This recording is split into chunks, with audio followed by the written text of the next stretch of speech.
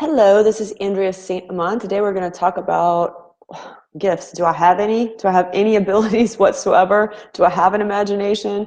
Do I have any extrasensory ability that can be harnessed? I know I have these experiences, but I don't even know what they are. I don't know how to develop them. It's a little overwhelming, and maybe I can't really do anything with them anyway. So, oh man, do I understand that? Do I totally understand that? For some reason, we all tend to think that if you're a medium or you're a psychic or you're a healer, that you're just born with this information. You're just born like knowing skills and how to use them and how to help people with them. And that is so not true. It is so not the case.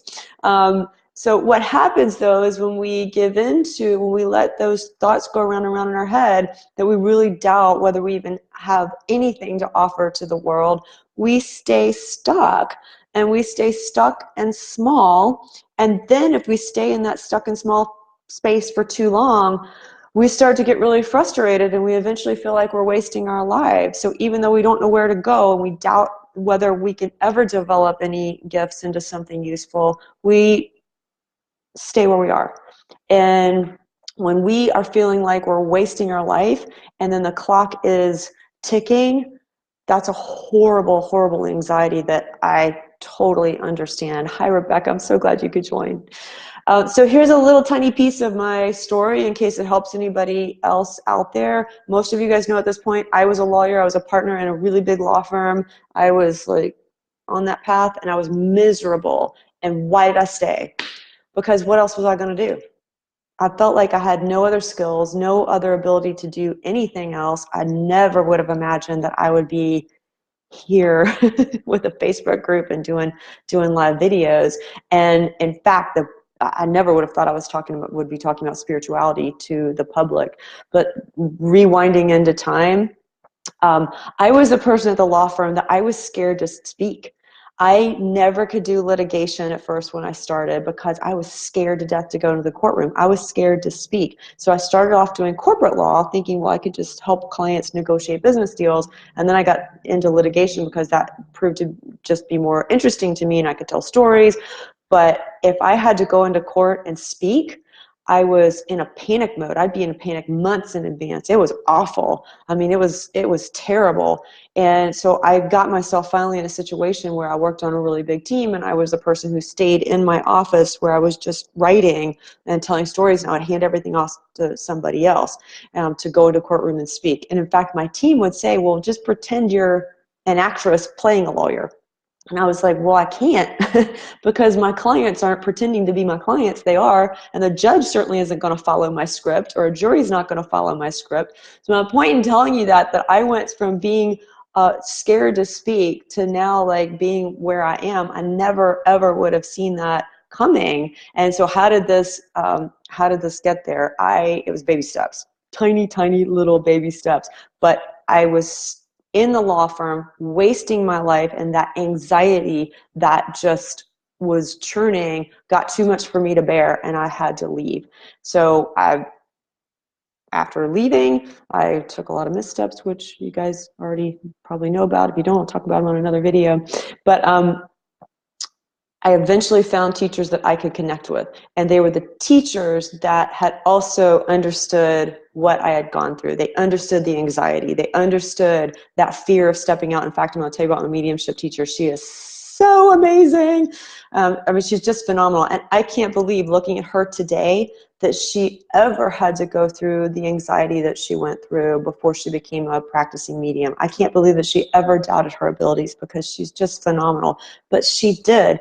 Y'all, we all go through this stuff. We all go through that process of learning. We all go through that like we're a little baby foal or something, and we're scared to stand on our legs. And the first time we stand on our legs, we get wobbly and we fall down. And that's why we need teachers that connect with us and understand where we've been and where we are, who can like hold your hand and walk you through exercises and give you a strong, strong foundation and energy work so you can figure out where you're going to go. Nobody came into this world being immediately enlightened.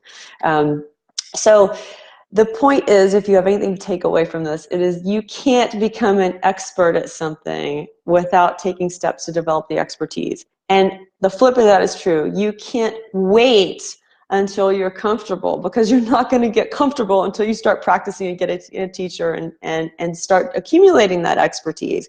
So none of us could harness this energy on a regular basis. That was my biggest fear, frankly. I was like, I'm having experiences, but I can't control them. Sometimes they happen, sometimes they don't. Sometimes somebody really close to me will pass away and I have no idea about it. So I really doubted myself. So I totally understand everybody else in here who's been through that. Every single practicing psychic, medium, intuit, Reiki person, no matter how you are dealing with energy, everybody has been there. It's practice, and finding the right teacher. So I am going to challenge you all for something. If you had told me even a year ago, or let's say 2 or 3 years ago, that I would be speaking out loud to people, or that I would be speaking out loud to corporate professional people about spirituality, about imagination, that I would be giving stories and speaking after I was the person in the office afraid to speak out loud, that I would be living a public life, I would have thought you were crazy. And yet I've gotten there, and by tiny baby steps with doors opening. So the challenge is, a year ago, I started my storytelling business. So May 2019 is coming. I know it's really far off. We're like, yeah, it's coming. But imagine, like, Christmas of 2018 is coming, and November and October and the summer is coming.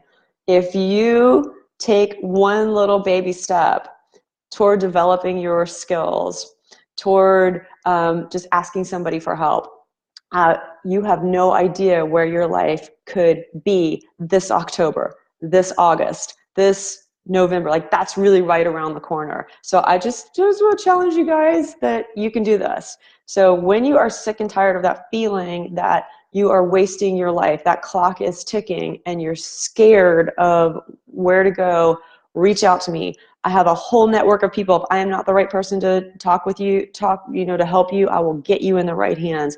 But I've got all kind of programs and contacts. I would rather have you guys reach out and be in a different place come the end of the summer or going into fall than you're in right now, because the world desperately needs us. The world needs spiritually enlightened people who are willing to spread our wings and develop our gifts and share our love with discipline and groundedness and ethics and all of the amazingness that you have inside of you that can be shared. The world really needs that. So when you're ready to do that, please reach out. I look forward to hearing from you. All right. Anybody have any questions? I'll give you just a second to type anything in. Otherwise, I will see your questions below. Comment on them. Always, if you don't feel comfortable posting publicly, because I get that, totally understand that. That was me. Private message me, and we can just have a real personal, private conversation. Okay. I'm so glad you're here. Bye.